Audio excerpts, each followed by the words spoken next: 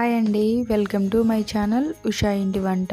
ఈరోజు మన ఛానల్లో 90's కిడ్స్ తీపి జ్ఞాపకంలో ఒకటైన ఈ స్వీట్ రెసిపీని ఎలా తయారు చేయాలో చూపించబోతున్నాను. తీయగా ఏమైనా తినాలి అనిపించినప్పుడు 5 లేక 10 నిమిషాల్లో తయారు చేసుకుని ఎయిర్ టైట్ బాక్స్లో పెట్టుకుని నెల రోజుల పాటు ఎంజాయ్ చేయొచ్చు. మరి ఇంకెందుకండి ఆలస్యం, ఈ స్వీట్ రెసిపీని ఎలా తయారు చేయాలో చూసేద్దాం. పదండి వీడియోలోకి వెళ్ళిపోదాం.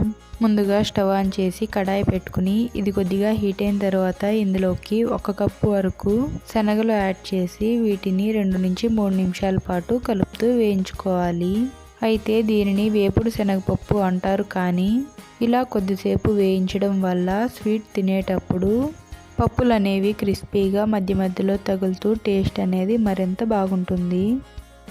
ఇలా వేగిన వీటిని ఒక ప్లేట్లోకి తీసి పక్కన పెట్టుకోవాలి.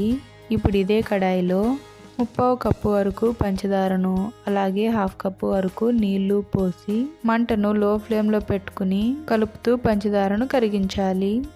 కప్పు పప్పుకి 1/2 కప్పు వరకు పంచదార అనేది కరెక్ట్గా సరిపోతుంది. పంచదార అనేది ఇలా చక్కగా కరిగిన తర్వాత మంటను హై ఫ్లేమ్లో పెట్టుకుని 2 నుంచి 3 నిమిషాల పాటు ఇలా కలుపుతూ పంచదారను పాకం పట్టుకోవాలి. పాకం అనేది వీడియోలో చూపిస్తున్న విధంగా తీగ పాకం వచ్చిన తర్వాత మనం ముందుగా వేయించి పెట్టుకున్న శనగలను ఇందులోకి యాడ్ చేసి 1 నిమిషం పాటు కలిపి స్టవ్ ఆఫ్ చేసుకోవాలి. ఈ స్వీట్ కన్సిస్టెన్సీ అనేది వీడియోలో చూపిస్తున్న విధంగా ఉండాలి.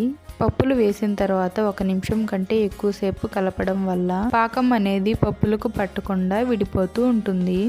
ఇలా రెడీ చేసుకున్న ఈ మిశ్రమాన్ని నెయ్యి రాసి ఉంచుకున్న ప్లేట్లోకి యాడ్ చేసుకుని ఈవెన్గా స్ప్రెడ్ చేసుకోవాలి.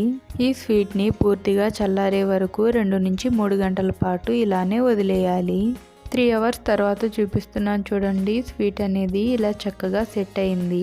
దీనిని ఇలా నెమ్మదిగా ప్రెస్ చేస్తూ కదిపినట్లయితే ప్లేట్ నుంచి ఈజీగా సపరేట్ అవుతుంది. ఒకవేళ మీకు ఇలా సపరేట్ కాలేదు అన్నప్పుడు ఈ ప్లేట్ని 10 సెకండ్ల పాటు స్టవ్ మీద పెట్టి తర్వాత అయినా డిమోల్డ్ చేసుకోవచ్చు.